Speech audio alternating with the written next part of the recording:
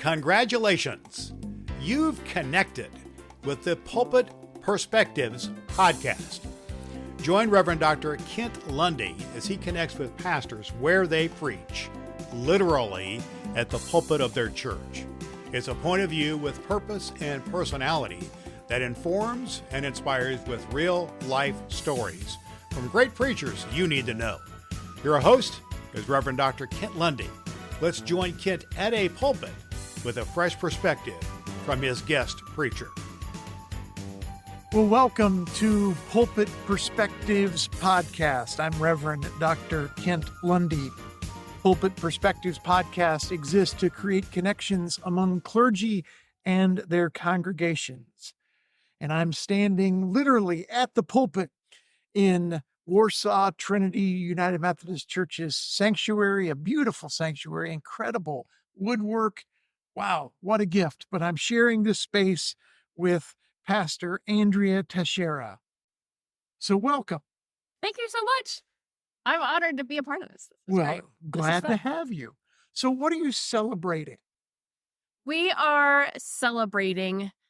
So you didn't get to see it because you came in a different door. Over the last year, we spent a lot of time putting in a new lift because our church was not truly handicap accessible. There was a ramp out front. It was not ADA compliant. And most of our congregation could not access any activities that we would have had in the fellowship hall. They've been talking about how to fix this for a very long time. And in the last year, we finally got it done. And so we're actually planning a party for March 16th to have a lift dedication and have snacks and treats downstairs so that everybody can take a ride on the new lift. And we're going to name it and everything. So wow, we're having ourselves a ball. Sounds like a very, very uplifting experience. See what I did there? I love it. So who inspired your call to ministry? Oh, that's a fun question. See, sorry, that took me a minute to wander backwards through time. That would have to be Reverend Ann Glass. When I was in college, she and Reverend Mark Dickin were the pastors at my home church. And if I'm recalling correctly, she was the first woman I had seen in the pulpit. And she also would randomly burst into song in the midst of, around, near her sermons. And that was just a complete perspective shift. It didn't really start there, but then when I went into ministry as a musician, and the longer I was there, the more apparent it became that I enjoyed the developing worship. And then it became, I enjoyed teaching. And then it became apparent that the speaking was not the issue I used to think it was. And at some point I stopped saying, well, but my call is to be a worship musician, and sat down and said, okay, fine.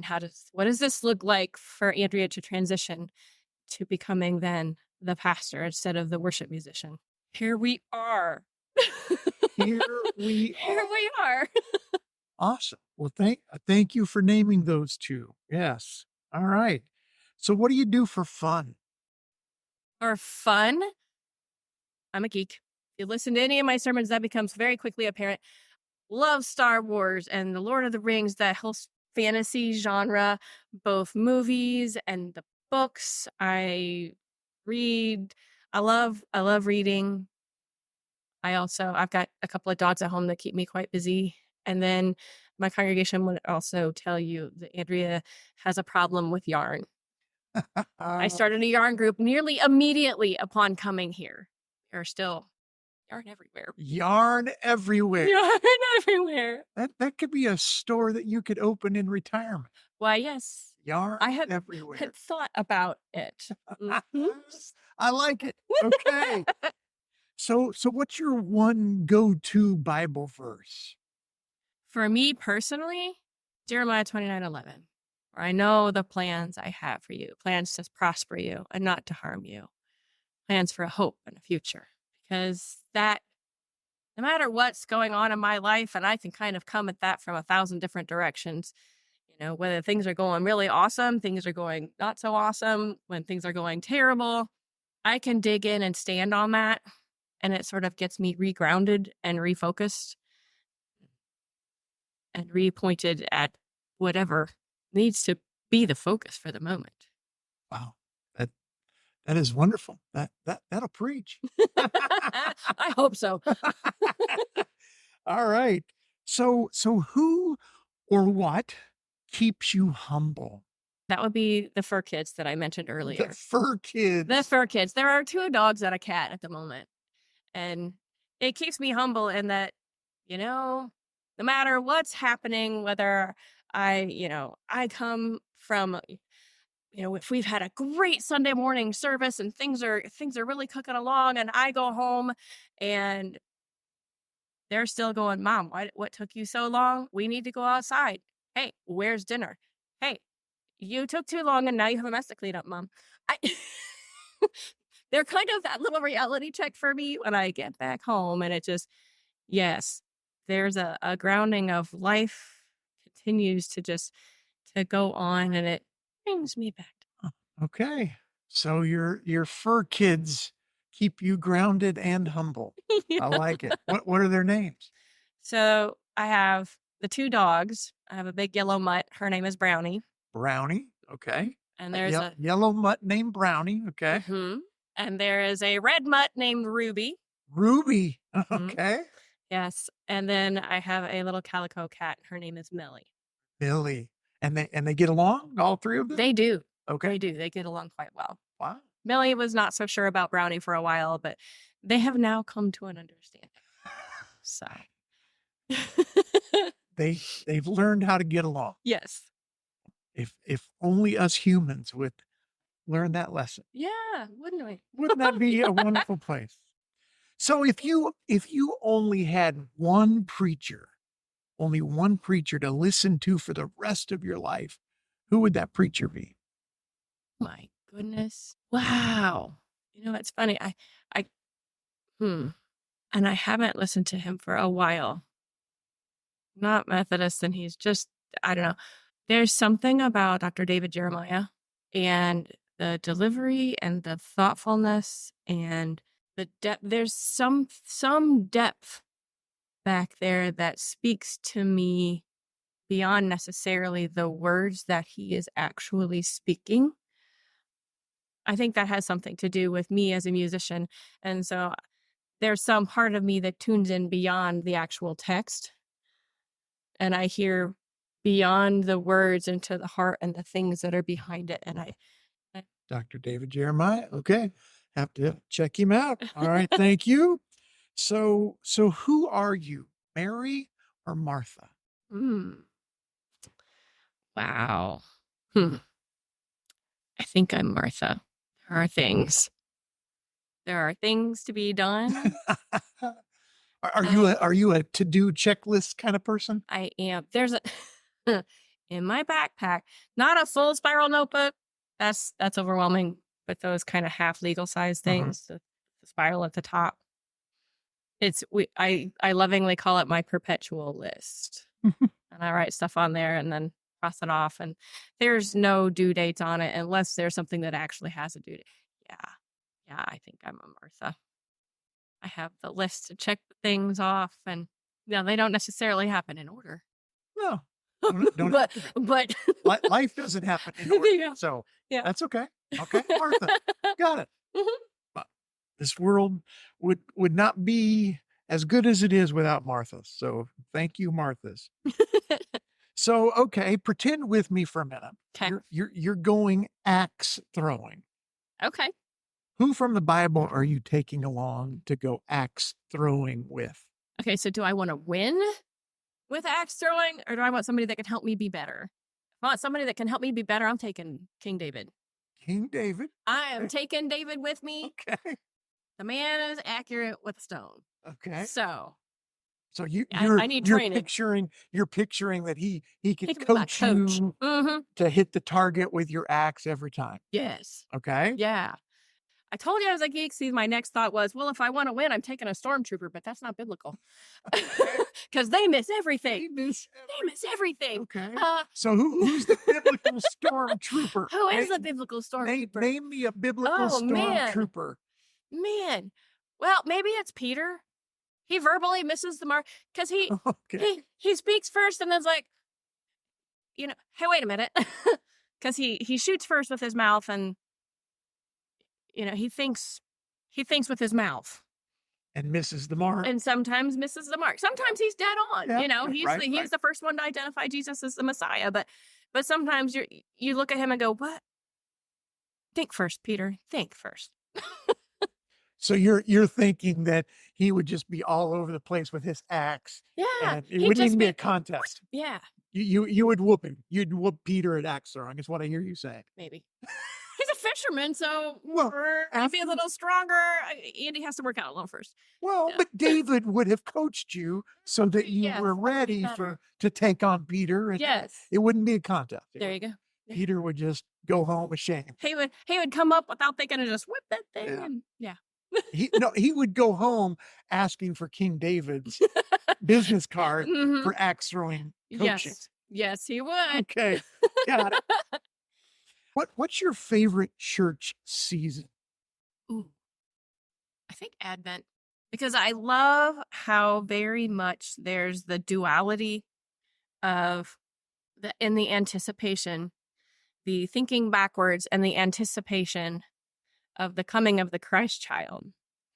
But then at the same time, we are anticipating the second coming of Christ and the coming of our King at the end of all things, whenever that is. And I love that kind of both and being in both places at the same time and finding the funky balance in that. The funky balance. I like it. That could be a whole theme of Advent some years. Yeah. Just finding the funky balance. Just have a seesaw up front. Right. Where are we today? No, because it's not the perfect balance. No. It's the funky balance. It's a funky balance. The funky balance. I would listen to that sermon series. So what do you hope your fellow clergy know? About. Yes. What do you hope your fellow clergy know? I would hope that my fellow clergy, they know they are loved, even in the hard seasons, and that there are ways and places to get together for mutual support, for laughter, for training, for simply being able to speak our own lives in a place together.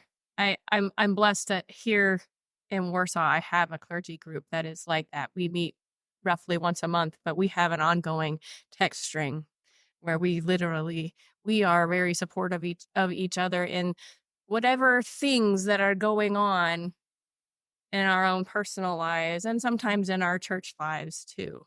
We would hope that they would know that that it's possible to seek that out, because this calling to be clergy, it's not an easy one, but it is definitely a calling. It is a worthy one. Just maybe. Okay. Bless you. There you go. Sorry. I've been fighting all morning with a cat. Allergic to my cat. I love her very much, but I'm allergic to her. Yeah. Yeah, we've been called. Jesus has called us to this profession, and we are not necessarily called to be, the lone wolf soldier out by ourselves. Not out there alone. That is a powerful blessing to bestow upon your clergy colleagues. I like it. Thank you. Thank you. Last question. Sure. You only get 3 words, and I'm going to hold you to that. 3 words, only 3 words. Okay. And I'm going to count them. Okay. 3 words that come to mind when you think about the rest of your time at Warsaw Trinity United Methodist Church. So I'm not saying that's going to be anytime soon, but I'm just saying when you think about your future under appointment at this church, what are the 3 words that come to mind? Family, missional, fun. Family, missional, and fun. FMF. I like it. Family, missional, and fun. Well, Andrea, I hope that you live into that reality here So much. at Warsaw Trinity United Methodist Church. Thank you for standing with me in your awesome pulpit here in the sanctuary and sharing this time. And I have to say to the listeners that the entire time we've been talking, Andrea's been drinking her tea out of a mug that looks to me like it could be a 5-gallon bucket.